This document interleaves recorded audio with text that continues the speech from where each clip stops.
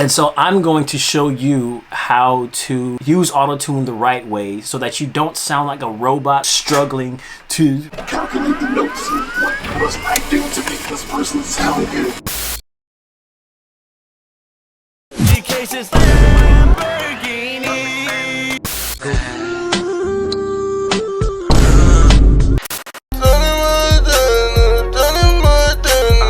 Somebody help me, please. I gotta make a video. Everybody's using AUTOTUNE wrong. I'm so tired. I can't take it. I can't take it.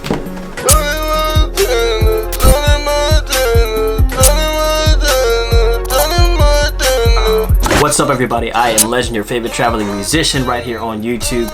And today, I'm going to be telling you guys how you are using AUTOTUNE wrong, most likely because everybody these days is using it wrong, including professionals. And the right way to use AUTOTUNE, the right methods that you're supposed to use, and how the programming works. Before I begin today's video, I just want to ask everybody who is watching right now, scroll down and hit that like button as many times as you can. It'll help this video get in front of a lot more people. Also, if you're not already subscribed, hit that subscribe button, turn on the bell notifications so you'll be notified every time I upload a brand new video. What happened to my light? The sun. Goodness, man. It's been a long time since I've done an in-studio vlog, so I kind of want to show you guys, everybody out there who loves these Garageband tutorials, the right way to use AUTOTUNE and how it is supposed to work. I don't know the in-depth history of it, but basically in music, the ground floor of AUTOTUNE as we know it today is you have the talkbox, you have the vocoder, and you have AUTOTUNE itself. Now, the talkbox became popularized by artists like Stevie Wonder back in the 70s. Just like me. They love to be close to you.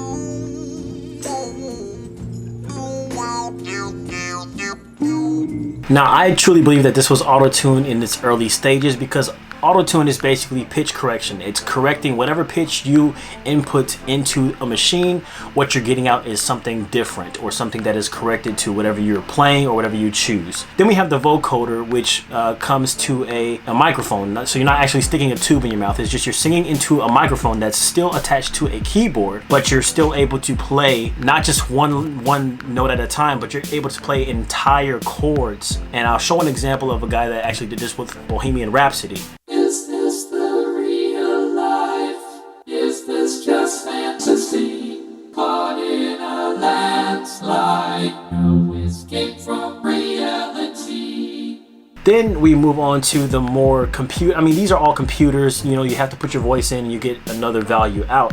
But you move on to the AUTOTUNE as we know it today, which you sing into a computer and then a computer will automatically tune your voice up to a key or down a key, basically on the pitch that you need it to be in for whatever specific song. Now, there are different types of AUTOTUNE. There's one where you can actually, again, play each note that you want to come out in the end value. You could sing it into a program and later on you could just change the notes as you see fit. Now, that is shown in this example of like those viral videos, Sweet Georgia Brown and the Bed Intruder. He's climbing in your windows, he's snatching your people up, trying to rape them, so y'all need to hide your kids, hide your wife. And that's what they use for those videos, that technique. There's also the technique that artists use in live performances like Kanye West when he did Love Lockdown. Your love lockdown, you keep your love lockdown, your love lockdown.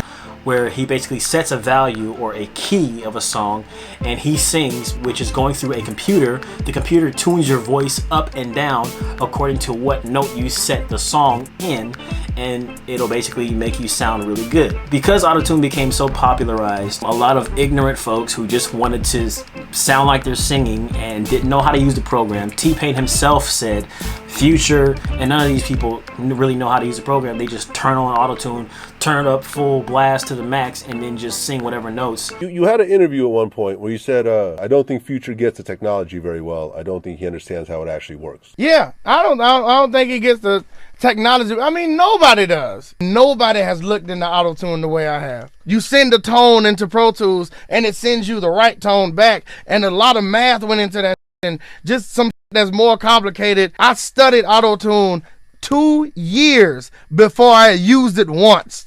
And that's why it sounds like a robot is singing. And so I'm going to show you how to basically use auto-tune the right way so that you don't sound like a robot, so that you don't sound like a machine is struggling to Calculate the notes. What must I do to make this person sound good?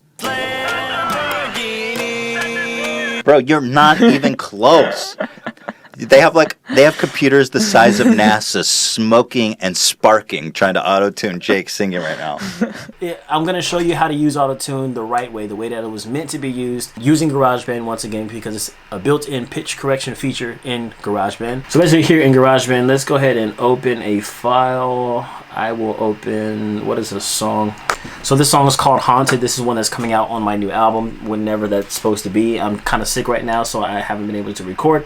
But this is the song that I think would be a good example, because I have some issues with this song as far as auto-tune goes. Okay, so when you are coming into GarageBand, what you want to do is you want to create a new song. You basically add all the tracks, all the music and all that stuff that you want to add to the song. I actually have a video on how to record vocals in GarageBand that kind of explains exactly how to do this, so I won't do that in this video. Before you record, you want to come to this little scissors over here when you're selected on your vocal track. As you can see, this is my lead vocal right here. You click on the scissor, boom, like that, and then you click on track, and then it's going to show pitch correction. This is the auto-tuning feature built into GarageBand. I have it right now set to 89%. That's basically the intensity of how strong the pitch correction is going to be. So the higher you have it, the more like a robot you're going to sound. The more hard it's going to like shift your pitch into the notes that are supposed to be hitting. The lower you have it, the less intense the auto-tune is going to sound, but it's still gonna it's gonna sound more natural, I'll say that. Usually for people who can't sing, they want to have it set higher because your notes are gonna be all over the place, and if you have this, you click limit to key and then you turn it up, it's basically gonna put you on the notes of whatever song you're singing. With that in mind, also, you wanna know the key of the song first before you start recording at all. So the key of the song, now what I do normally, since I have good ears, I know basically what key a song is in. I can't tell you like it's an ABC, but I can hum it, you know? So in this case, that's the key of the song. Now I don't know what that is to tell GarageBand, so I'll just go in here. It's E here, and we're in E major. So this song is in E major. I already have it set, but if you didn't have it set, you would basically find out what key the song is in. If you have a good pitch like me, you could just hum the key. That's how you would find it. And then I select E major, or E, if it was an E minor, I would do that, but this is an E major. Now if you don't have good pitch, there is a tool that I found you can use.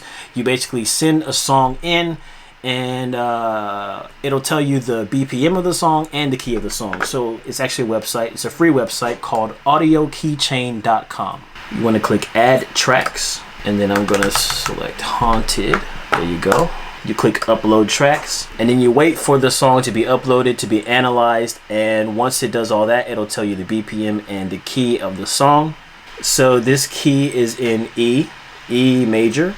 The BPM is 91.5, and if you look at GarageBand, the tempo set at 91, key is in E major. So this software actually works as free software on a website. You don't have to download anything. You just basically upload your songs to that website, analyze or upload or whatever it says, and it'll tell you what key it is so that you can input that. So once I found the key, do all that before you start recording, because if you do it after you start recording in GarageBand, it's going to make your vocals sound like a chipmunk or like Darth Vader, because it'll put you really high or put you really low. It'll think it's trying to overcorrect your voice. So you guys heard how it sounds without the auto-tune.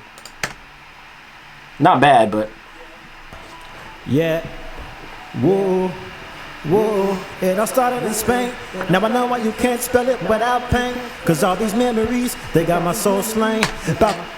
But if I put the auto-tune on all the way up to about 88. Whoa, it all started in Spain. Now I know why you can't spell it without pain, cause all these memories, they got my soul slain. Balcony love with the sangria, walking night streets, passing by the coke dealer, but so it sounds a little bit better. It does sound a little bit more mechanical, but that is okay, because like I said, this is a rap, more of like a rap song with melody to it. I wanted to show an example of when you start singing. So I'm gonna go ahead and go to the chorus here. I just want to show you the way autotune is supposed to work. Listen to this. The song is in E major. It's in E major, so it's a very dark sounding song. It doesn't sound so happy. It sounds more serious. But the problem with this song is there are parts in the chorus that goes to minor chords, and that's what throws the autotune off. So the importance of knowing what key you're in, if it's a major or minor and all that stuff, is very important, because if you don't have it set right, autotune is going to fluctuate up and down like blah. Future and every other mumble rapper in the game, when they rap and they autotune, it's just like blah, blah, blah, blah, blah. It just sounds like a bunch of like nonsense. You can't tell what they're saying. You can't tell what note they're supposed to be on. They just turn it up just for whatever reason, and that is not the point of autotune. The point of autotune is to correct your pitch to the note of the song, the key of the song. So I will show you an example here. This is an E major, and you'll see how it sounds good, you know, on the major parts that I'm actually singing. But when it goes to the minor, you'll be able to tell.